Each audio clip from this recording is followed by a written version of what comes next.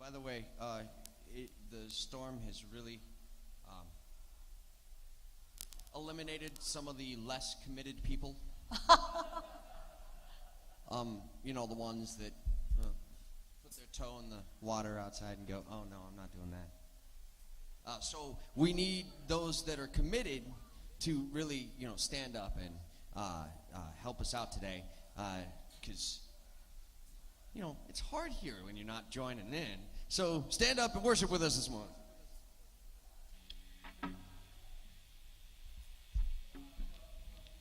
Yeah. Come on. Whoa, whoa, whoa, whoa,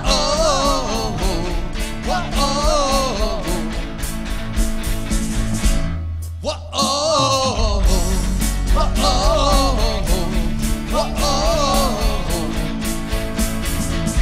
Hello, my name is Rico.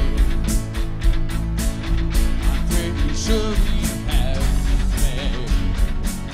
Every single day of your life, I'm gonna whisper deep inside that won't let you forget.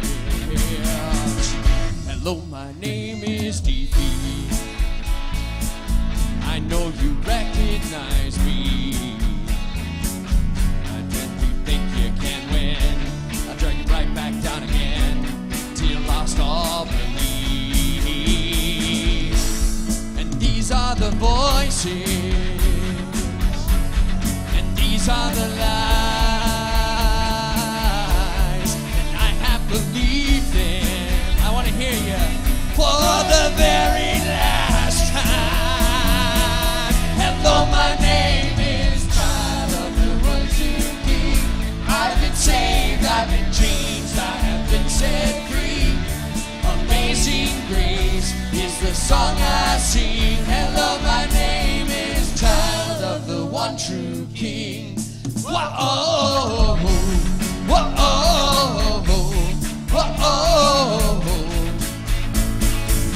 I am no longer divine, by all the wreckage behind. The one who makes all things new has proven it's true. Just take a look at my life. Hello, my name is Child of the One True King.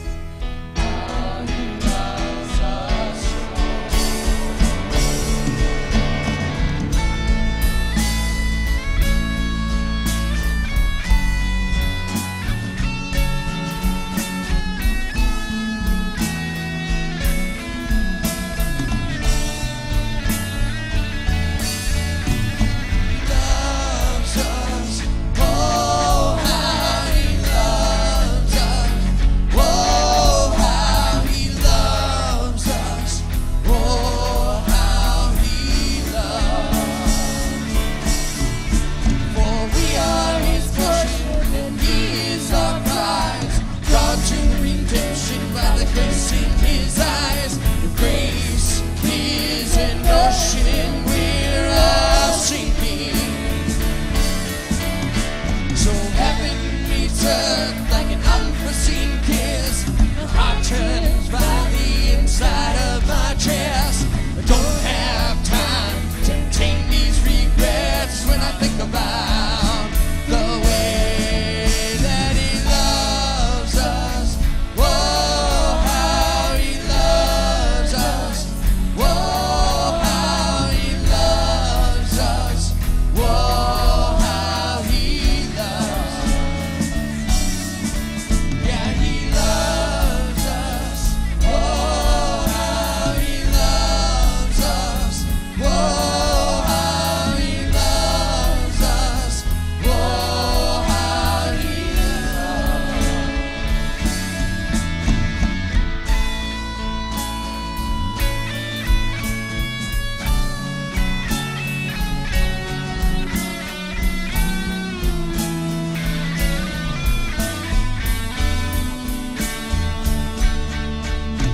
He loves us. Oh, how he loves us. Oh, how he loves us. Oh, how he loves us. Yeah, he loves us. Oh, how he loves us. Oh, how he loves us. Oh, how he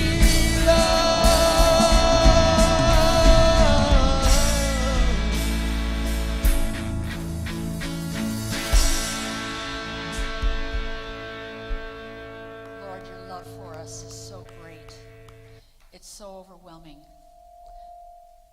to think that you would give your own life to love us the way that you do. The way we experience that love, Lord, is by allowing your Holy Spirit to live in and work in and through us so that we too can love others unconditionally. We do praise you, Lord, this morning for who you are and what you mean to each of us, and for your always, always flowing, unconditional love.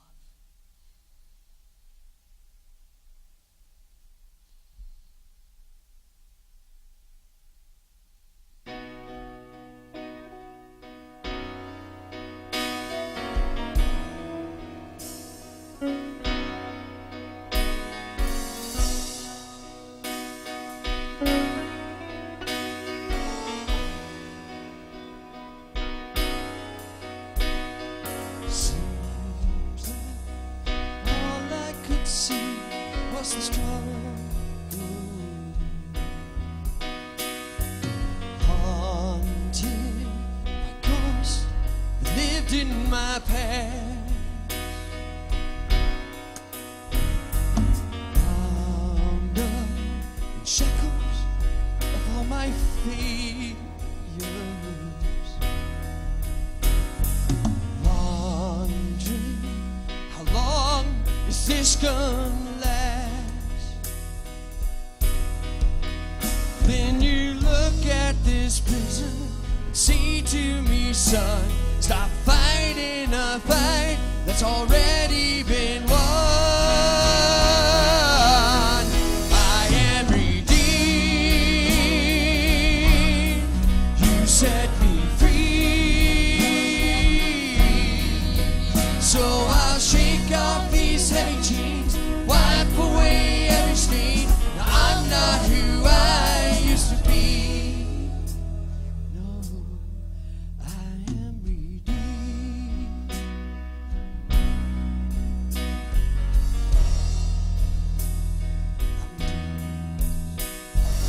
All my life I've been called unworthy. Named by the voice of my shame and regret. But when I hear you whisper to lift up your head, I remember, oh God, you're not done with me yet. I am redeemed. You set me free. So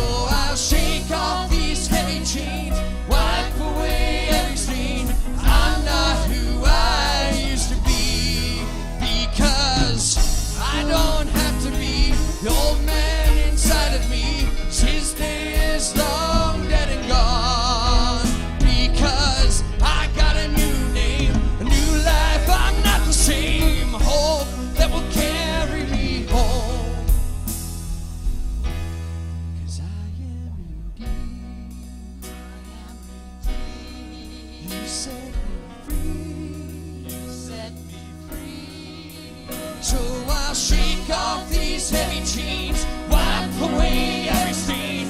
I'm not who I used to be. No, I am redeemed. You set me free.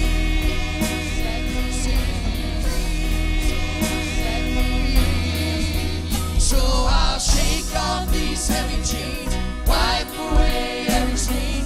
I'm not who I used to be. Oh God, I'm not who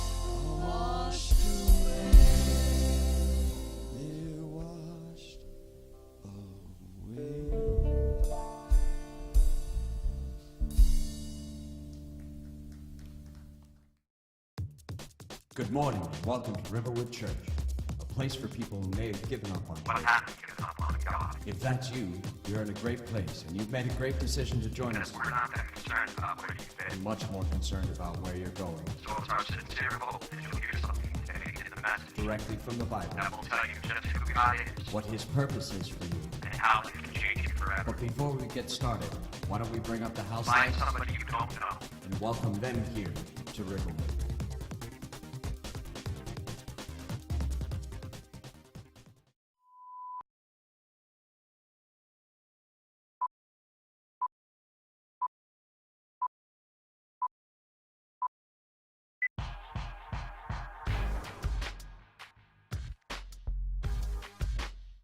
Next, I wanted to draw your attention to the program you received when you came in today. If you didn't get one when you entered, there are some ushers coming down the aisles now with extras. Just raise your hand and they'll be happy to give you one. Inside the program is a connection card. If you haven't done so already, would you begin filling out this card?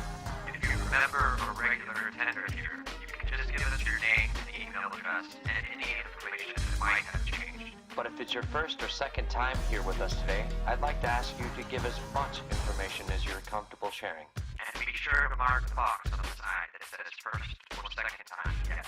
As you work your way down the card, you'll see a question that says, how did you first hear about Riverwood? As a church that values people and relationships, you can probably imagine that we're interested in how you found out about us. So we really appreciate that information. Now, one of the main reasons we ask you to complete this card each week is because we believe that God has a next step for you. On the back of your card, you'll find a number of next steps. Check the boxes on your card to sign up for events. Or to get involved in the various ministries that are happening here at Riverwood. Also, the flyer in your program has details of each event coming soon to Riverwood. You'll also find a number of next steps on the card where it says, today the message moved me to. We'll be sharing more about these in today's message. So hang on to your connection card and we'll collect them at the end of the gathering. Thanks, and let's continue on. Okay, so we had a weekend full of cute. If you were here yesterday, you know what I'm talking about. The cute-ometer, like, pegged with such frequency. We had like 450 people in the building, I think, and 85 of them were these beautiful, precious, adorable little girls doing all this fun dance stuff. Looked like a bouquet on stage. It's fun. Oh, there's Emily Ruth, and she, hi. Everybody say thank you to Emily Ruth. So put that on yesterday, and all those volunteers that helped. So we are past Christmas, and for a lot of people that means to say, great, I don't have to think much about it for like another 11 months at this point of the game. So think about it. The good news is you have like 320 shopping days until Christmas. But the bad news is Jesus like present with you all the time? Is it something that really marks the way you live and how you live? So I want you to pull out your program. We're starting a new series called Imagine, because I want you at the end of this to be able to think differently about your life in this world and why you're living it and how. Inside of the front cover of this is notes inside your program, right? Underneath that word Imagine is a verse. It's the series theme verse, and I want you to read it with me. Everybody got that? You have to talk to me because, I know you guys are heroic. You're not afraid of anything. That's why you're here. So let's begin reading Ephesians chapter 3, 20 and 21, beginning with the words, now to him, go, now to him, who is able to do immeasurably more than all we ask or imagine, according to his power that is at work within us. To him be glory in the church and in Christ Jesus throughout all generations forever and ever. Can you imagine your life like that? I think oftentimes the reason why God doesn't do more through us is that we don't expect him to do anything like that. But what I want you to do is start to think differently about your life in this world. So on the connection card, this white and gray card here, on the back side of that there are boxes. Today's message moved me to, now that might be a little bit optimistic because you haven't heard it yet, but what I want you to do is like commit to memorizing this verse. It's like one sentence long. You could memorize a word a day and you'll be fine. But probably just memorizing this sentence would be a good thing to do. I memorized the whole section of this out of that chapter. It has done nothing but benefit me. I have learned so much from doing it. So try that and just think about this. Do you realize that God can do something in and through you that you have barely been able to even ask, imagine, even conceive of in your mind? God is able to do that kind of stuff with you. You realize that nothing that God ever did in the past is something that he cannot do again. There is nothing that he did through anybody else that he could not do again through somebody else. And the question is, what is he going to do through you? So I want you to memorize this first. Start to think about this. You know, when I started on my journey, I thought God, if he was after me at all, wanted my life to be miserable and empty, kind of like, you know, a penalty for his generally low opinion of the human race by and large. You know? So, and that thinking was borne out in the lives of people who seemed to me dedicated to Jesus, but it seemed for the most part to be miserable and ornery. If you wanted to find some real miserable and ornery people, find the really religious people around, and that seemed to fit the bill for me. So to me, there was a connection between following Jesus and feigning joy. Whenever I saw dedicated Christians, they seemed dedicated to squeezing the joy out of every situation. Their faces were so long they could eat oatmeal out of a butter churn. You know, is that kind of a thing? I thought to myself, well, who wants that? So it was no wonder I didn't understand why anyone would even want a life like that. I thought, but just look at all the stuff I'd have to give up to follow Jesus, you know? Just to pretend happiness, you know, I'd have to give up all this stuff. So I was convinced that if I became a dedicated follower of Jesus, I'd turn green and shrivel up into a missionary. Pretty much that's how I thought about it, you know? But then I saw people who had a different experience of God that was curious to me. In the beginning, it was just, wow, that's different. They had love and joy and peace and, you know, some of the things I wanted, but they claimed that those things came from the least likely source for me, Jesus. They had life I needed, but I didn't have. So it was the opposite of what I had thought. For them, Jesus was the source of a marvelous life, not a miserable life. It's what he did. Here's what I learned. Jesus makes real life possible for any human. Jesus makes it possible. In point of fact, the presence of Jesus turns the potential of life into real life. Now let's just think about that for a moment. What is it really? What is real life? What do you think makes life worth living? You may have in your own mind some sort of an idea of what would really be a high mark of living in this world, and it could be like small rewards and little things that go along the way. But what is real life? Well, I want to spend some time with you and have you spend some time with me thinking about this for the next few weeks to imagine what your life might be like if you could live the life you always wanted, the life that you dreamed about. Well, sometimes we think of dreamers as kind of naive people, you know, walking around their head in the clouds, you know, the pie in the sky thing. There are no real dangers, you know. But in point of fact, reality holds a lot of dangers. Reality thinking can be really troublesome. It can be dangerous in point of fact. I want to list a couple of dangers to that for you, as I want you to see the danger of living the life the way you typically see it. Here's the first danger. You give up on love in this world. You just give up, right? Relationships are just too hard. You run out of love, so you want to run out on love. It's just too tough. You know, it's just too tough. I'm going to give up. Without hope to imagine something different, you just cave. Second danger is you get tired of a joyless life. Did you ever struggle with the grinding drudgery of life? It just wears you out. It's the kind that sucks the joy out of almost every day, right? You can have that line of life. A lot of people live it like that day to day. They just keep going. The third danger is this. The future is a scary, out-of-control place. You don't know what's about to happen, but more than likely it's going to be bad. You lie awake at night just turning things over in your head, spinning around the unpredictable worries of life and the things that are about to happen. You know, peace is hard to come by if you can't imagine a better life tomorrow. The fourth danger is this. You lose patience with the present. You find yourself just like losing it, right? You're under such pressure to keep up. The patience has ceased to be a virtue, much less a reality in your life. The fifth danger is this. When people are the obstacle to the life you want, kindness gets replaced with cruelty. I mean, who has time to be kind? People are in the way. They're not on the way. The sixth danger is this. If there's a little hope of getting ahead by behaving right, then bad becomes a necessity, right? And goodness then becomes a casualty. In the real world, self-interest pays off better than generosity. So I'm just going to watch out for my own life, you know, without the ability to imagine something different. That's the reality of the world. It's a dangerous thing. The seventh danger is this. You need a lightning rod for anxiety. The pace of the real world is captivating, so you look for distractions from life. These can become like debilitating habits that give you temporary relief, and the world is full of those kinds of things now. So are you out of control with with your temper, your internet habits, your shopping sprees, your movie selection, your gaming, your drinking, your parties? Well, these things all feel sort of like life, and that's the reason why we get pegged on them. They feel like there's just a little bit of relief here. It feels like a little bit of life, but for the moment, then lightning strikes, but then the next day comes and reality sets in again and again and again. And after a while, you begin to think, what is life? If that's reality, is that a place I want to stay? So I had no idea what God wanted for me when I started.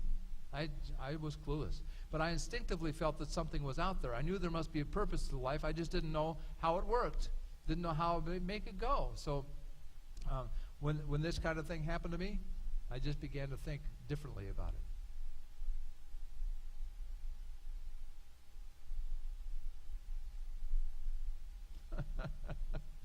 Okay. All right, so that was my life when I started. Then I got confronted with something. It was the life people lived, and then they told me about a message. It's called the gospel. Some of you may not know exactly what that means. It's sort of a strange, mysterious term, but it just means good news. I had a hard time believing that it was good news. Christ was the one and only God in the flesh, the promised Savior. He lived a perfect life, the only human who ever did. He died for my sins. He rose from the dead. I could have life now and forever because of him alone. So I was caught up in the wonder, could that be true? And this person, Jesus, I read the Gospel of John over and over again. I wanted to know the truth about him. I wanted to know if he was real.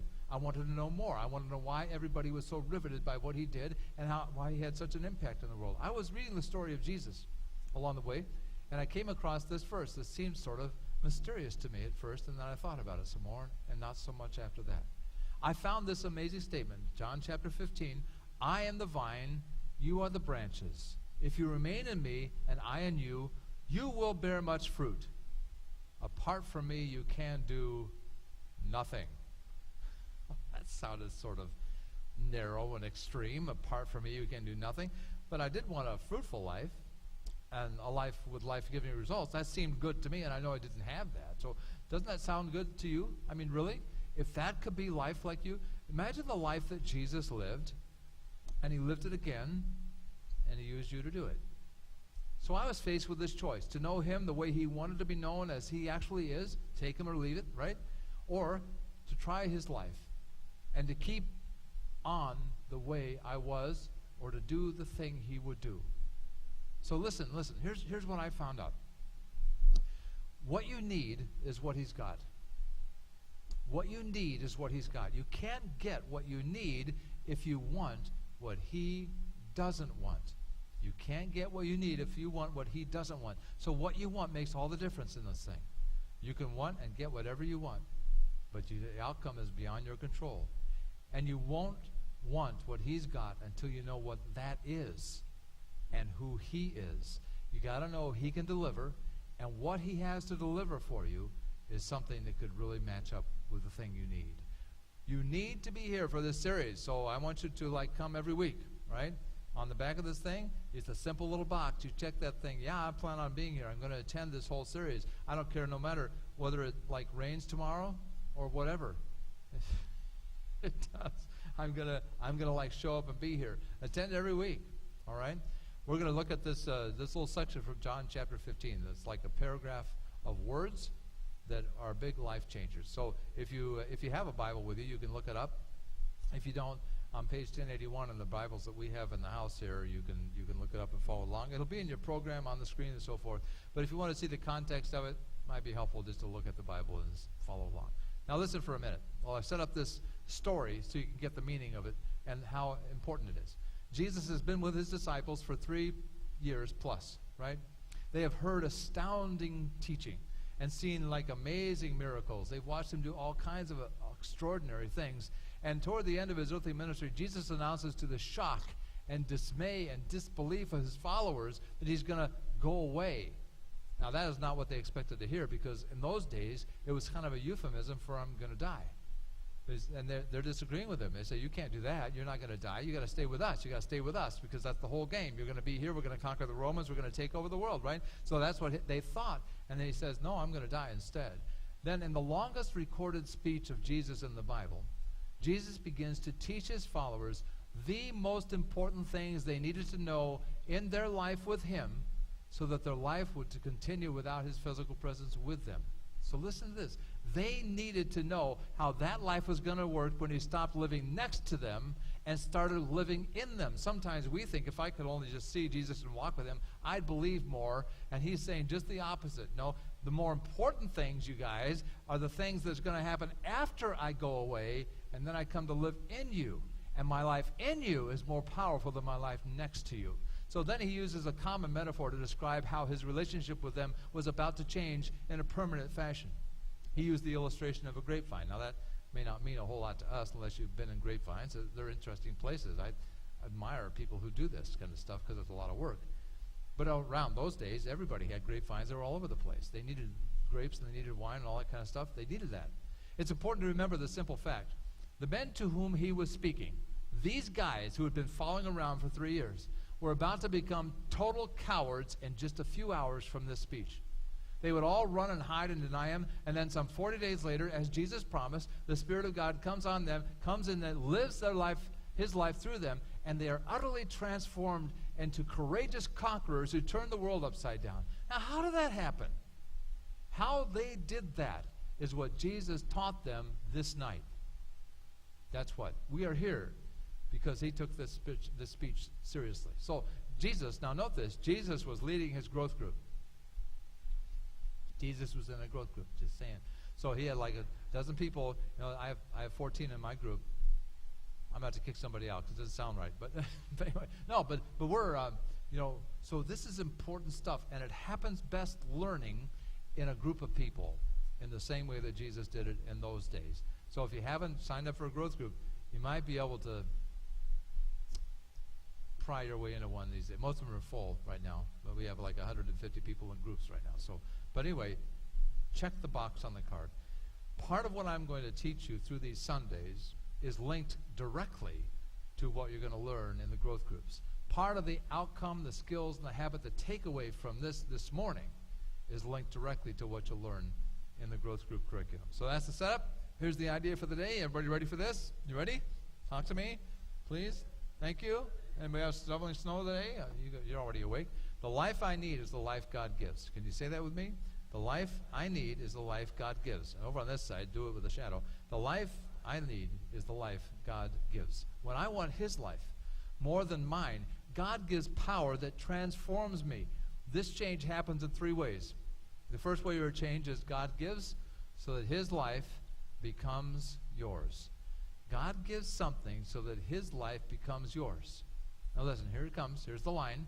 I am the true vine, and my Father is the gardener. Let's take that last phrase. Did you hear it? This is a parable, right? It's a story. It's a parallel. It tells you one thing to communicate another. It's an illustration that's supposed to give meaning in ways you wouldn't get otherwise, and an emotional impact as well. So here it is. I am, first, is a claim to be God. Throughout the whole Bible, whenever these 2 words are put together, frequently you see them all capitalized because it means he's announcing that he's there. God is there.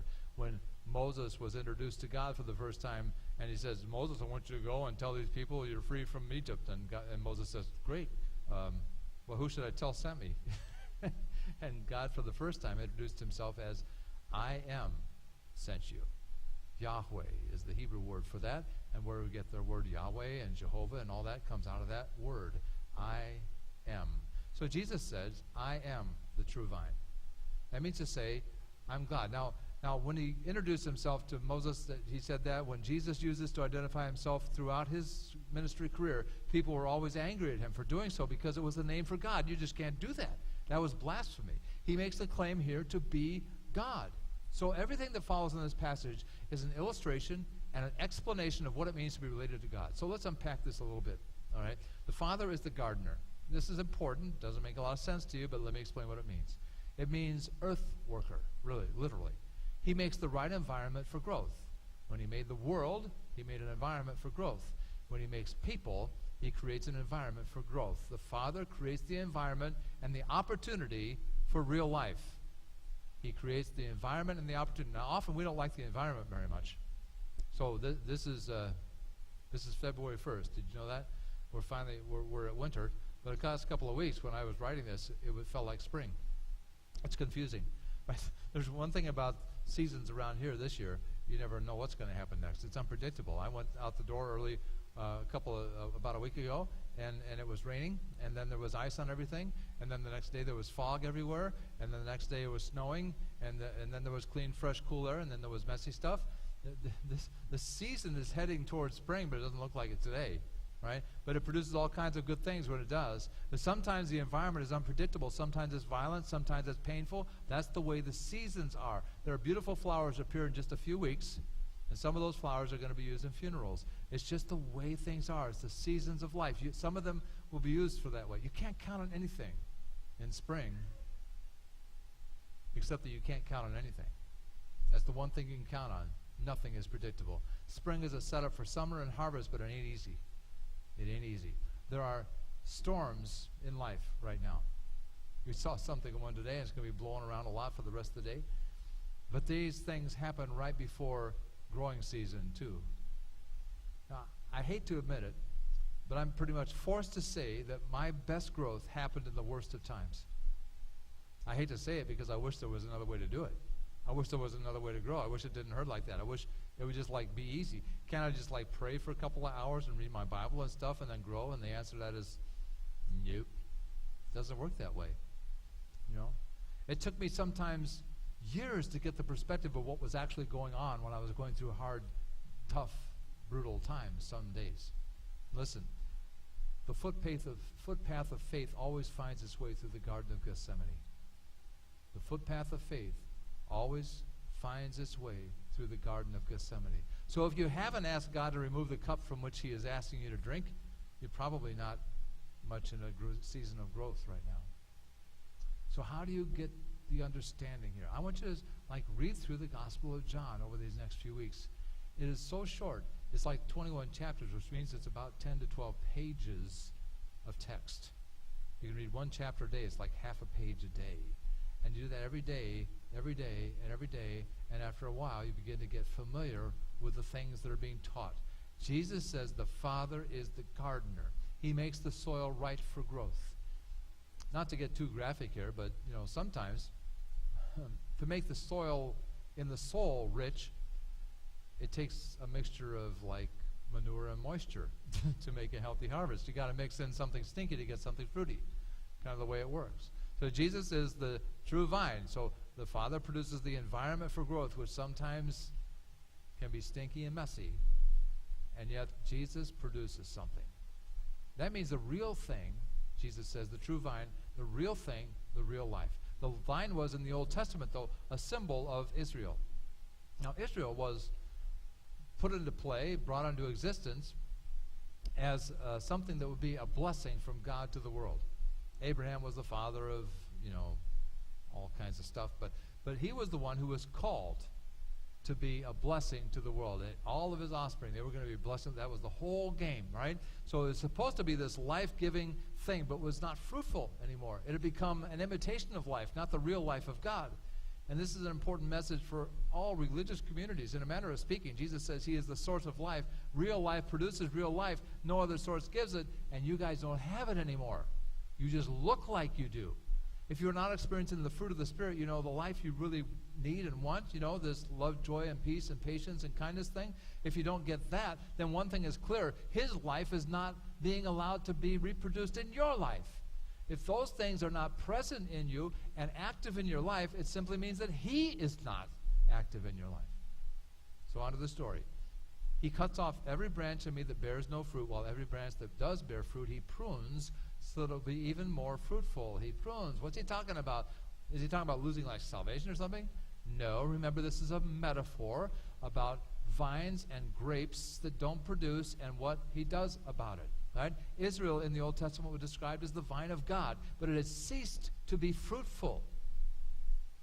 So Israel is called into being to be this blessing, but it has ceased to do so. Israel looked good. Very religious, in fact. Hardly a culture in the world that was more religious than this one, especially in the first century. But it thought of it, the rest of the world as forsaken by God because of its sin and how foul they were. The only chosen people were they. And they were the real chosen people, and nobody else should apply because they were the only ones that God had chosen. They forgot that they were chosen for something. God's plan was to use them to reach the world. Their plan was to use the chosen status as a place of power. You're going to come to God, you got to come through us, you know. And if you do this the right way, God will like you, just not as much as he likes us, right? So Jesus compares this to grapevines, and that's the metaphor.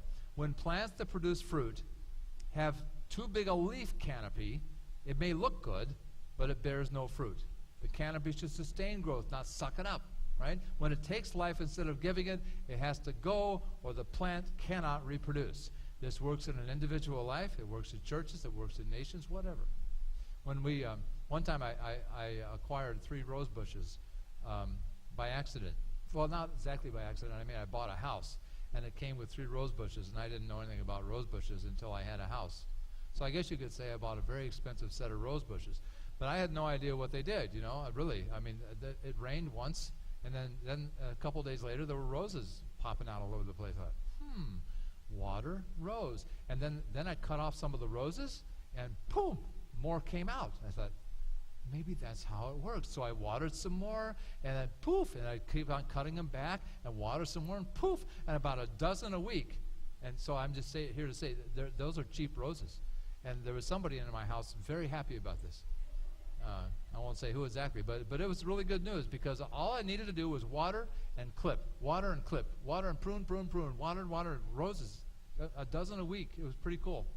I liked it a lot. I had no idea what I was doing, but I knew that part worked. Now here's what he is saying about this grapevine thing.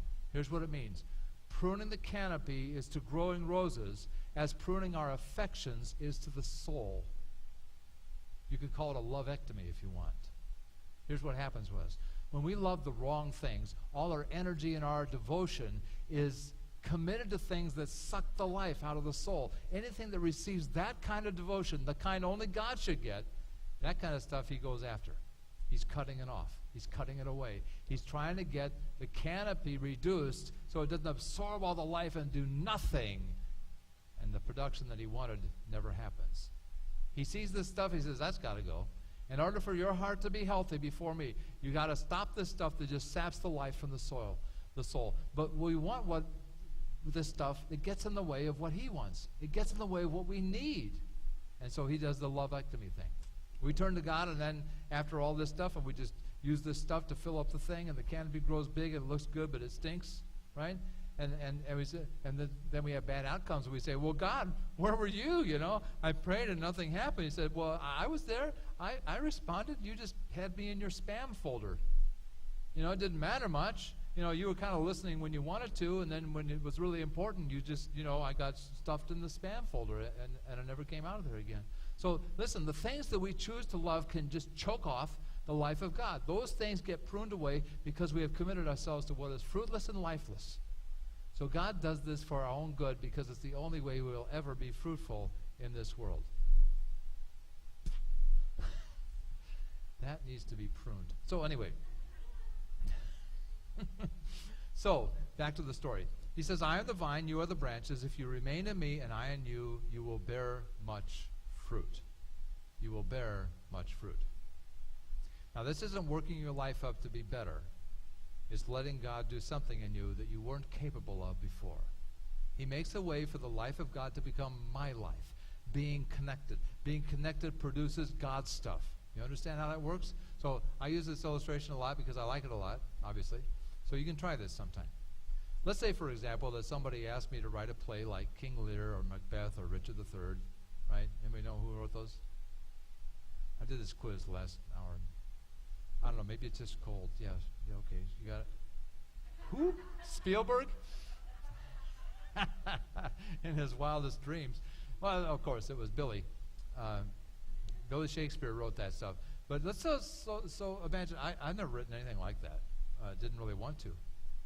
But if somehow Billy could live his life inside of me, I could write a King Lear or one of those kinds of things once a month like he did. It was disgusting what he was able to do. But it was just what he did, you know. But if somehow magically he could live his life in me, then that wouldn't be such a hard thing. As a matter of fact, it would be natural for me.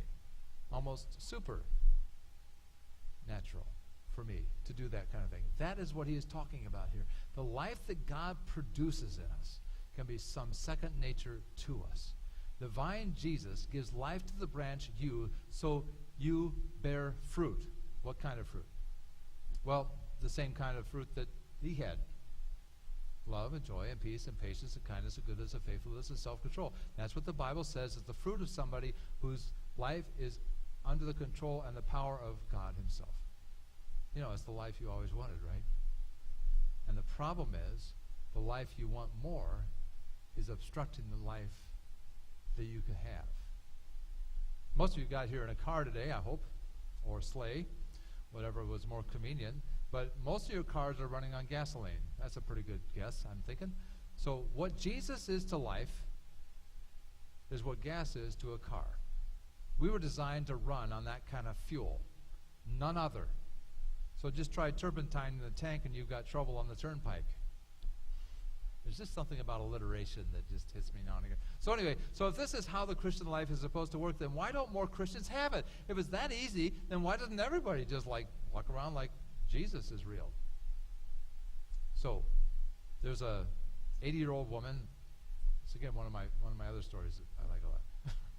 There's an 80-year-old woman who is out doing her shopping, you know, and she comes back to her car with bags, and she sees 4 guys stealing her car.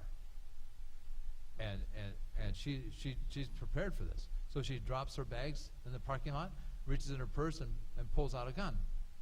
And she stands in front of her car and says, "All right, you guys, out of the car. I got a gun and I know how to use it." And they didn't have to be invited twice, and they bailed out and ran across the parking lot.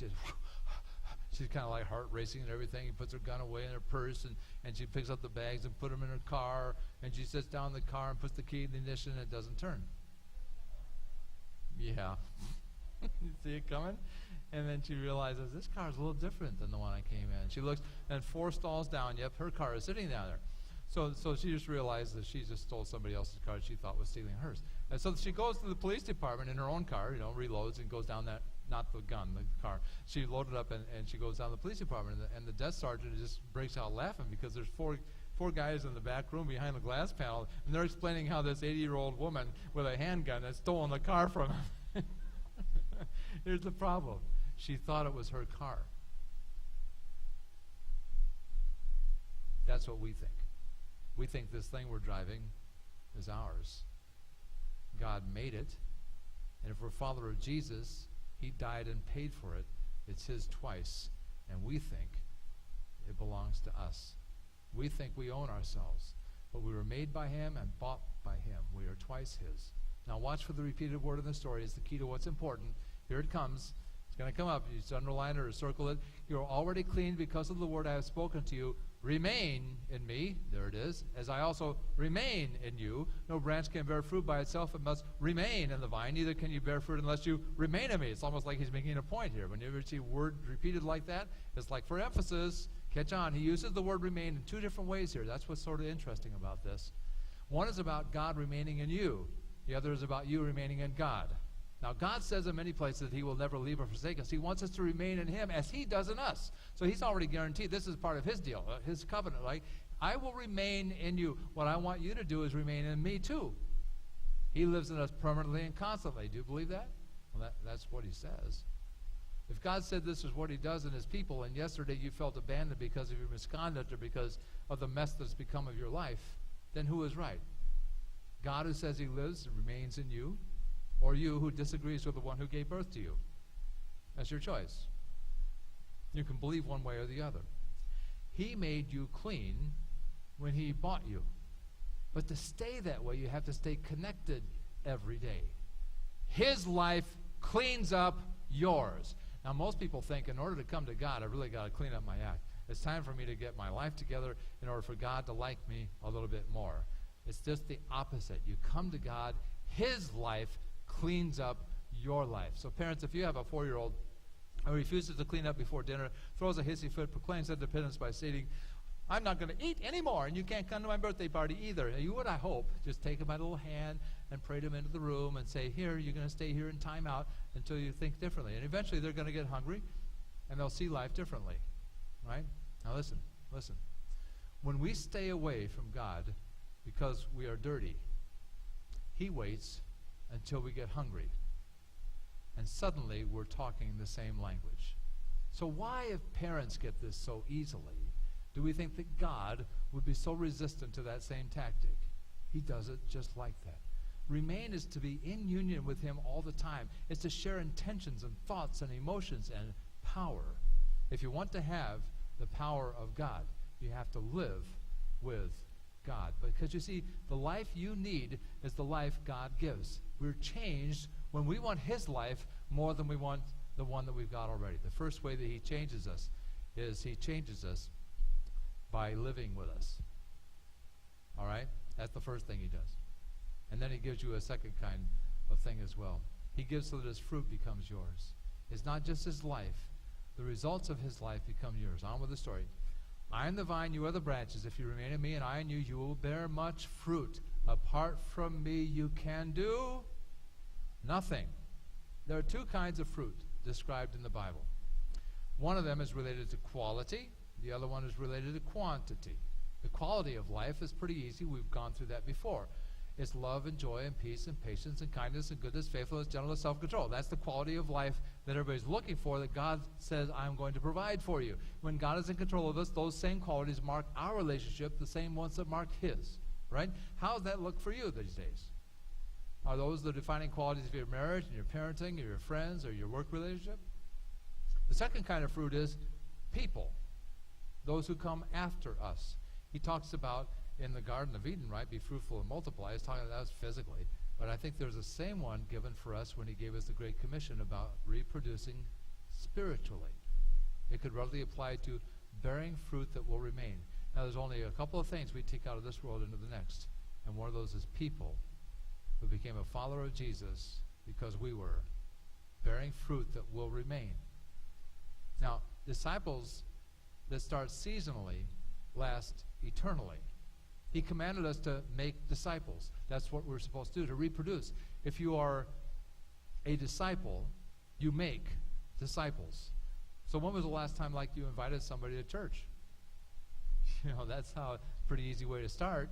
And there's more power in that you could possibly imagine. We see that kind of thing around here all the time. So what we want is for people to be reproducing in people. That's the whole point of the entire Imagine series. All right? So make a commitment on the back of this card here that you're going to bring somebody to this series. Every one of these messages can stand alone, but they all fit together. All right? So the metaphor of the vine and the branches goes like this. If you let my life live and work through yours, remain in me, then your life will look just like mine. Your relationships grow deep, rich, strong. You live a life that brings others with you through generations of time. The world gets changed. All right? First fruit of outcome and the quality of life. The second one is quantity of lives affected over time. Back to the story a little bit. This is to my Father's glory, he says, that you bear much fruit, showing yourselves to be my disciples. Showing yourselves to be my disciples. Showing yourselves to be my disciples. Note, listen to this. Disciples always bear fruit. It shows. It's not a secret. No fruit, no disciples. So, Jesus turns the metaphor the other direction. He goes to the danger zone on this thing, right? He describes what happens to you if you decide against his life. So here comes the contrast. Here's the option. Here's the danger zone. If you do not remain in me, you are like a branch that is thrown away and withers. Such branches are picked up, thrown into the fire, and burned. In other words, if you want a dead branch, just sever it from the trunk. If you want a dead, useless spiritual life, sever it from the life of Jesus. So, when he does this, he says many things in life that we want. They hold the promise of life, and he's cleaning it up. Listen, temptation wouldn't be temptation if it didn't sound good, feel good, look good, and taste good, right? That's what temptation is. It has the promise of life, but ends up in a place that kills the soul, kills life. They give us what we want. They rob us of what we need. They replace the need with the want and prevent then the need from being fulfilled from the source of all life. And that's why Jesus said, apart from me, you can do nothing. Not you can operate at 50% without me, or you can get a lot done on your own. Just let me know when you need some help. You know, I'll come along. Instead, it was, apart from me, you can do nothing. So the life I need, is the life God gives, and only God gives. You are his. So let's review this real quick. When you want his life more than yours, first way he changes you, he gives so his life becomes yours. He gives so his fruit becomes yours. And then he changes you so that he gives so that his will becomes yours. This is the part I really missed for a long time.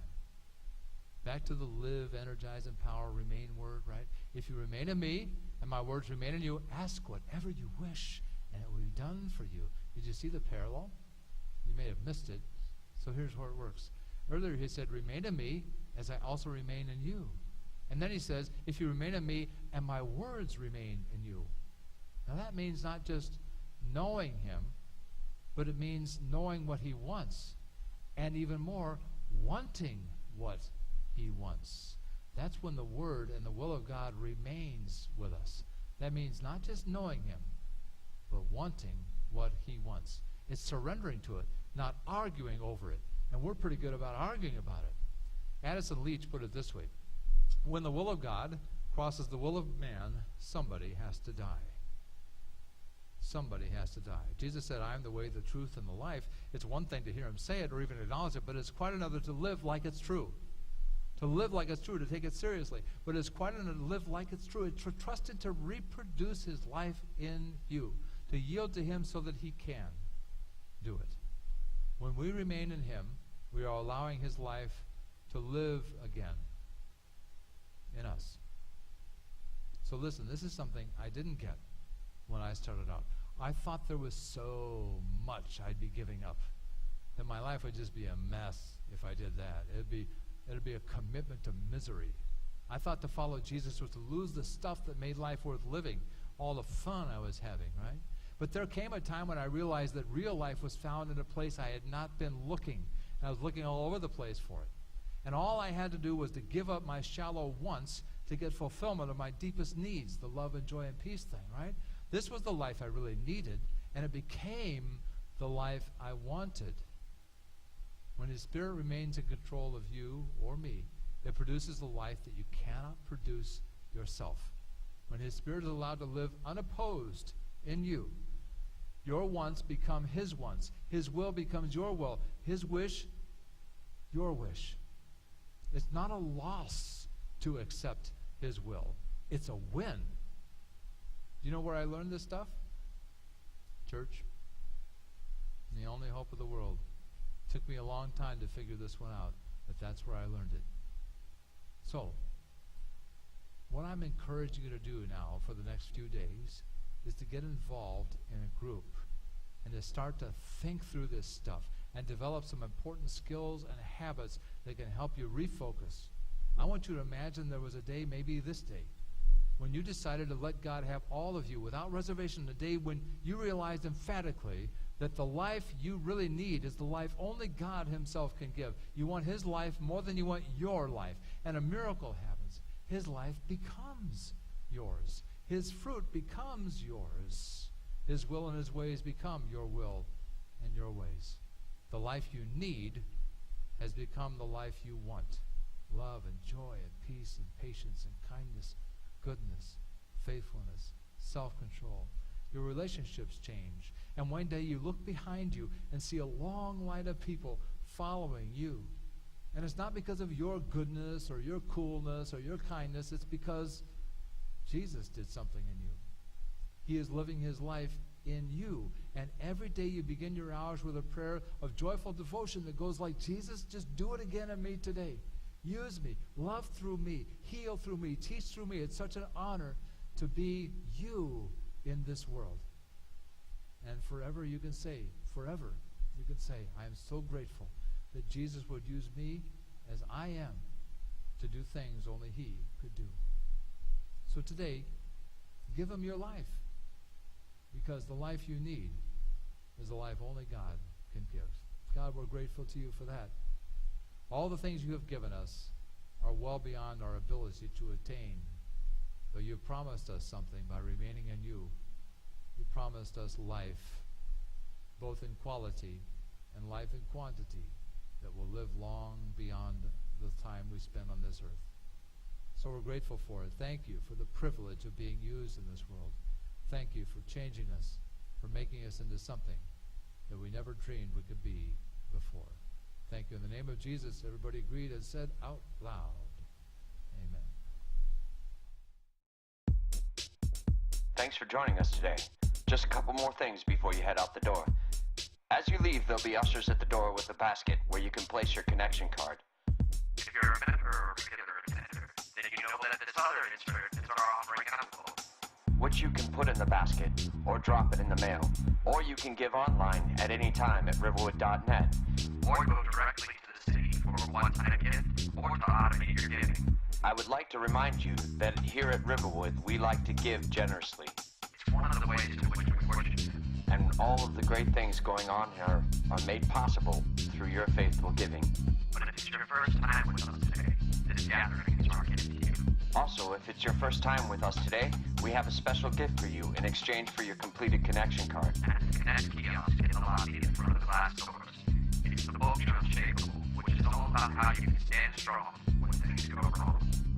I want to remind you to come back next Sunday. You won't want to miss it. Now, for those of you that have children at the other end of the building, would you promptly pick them up so the children's workers can clean and reset the room?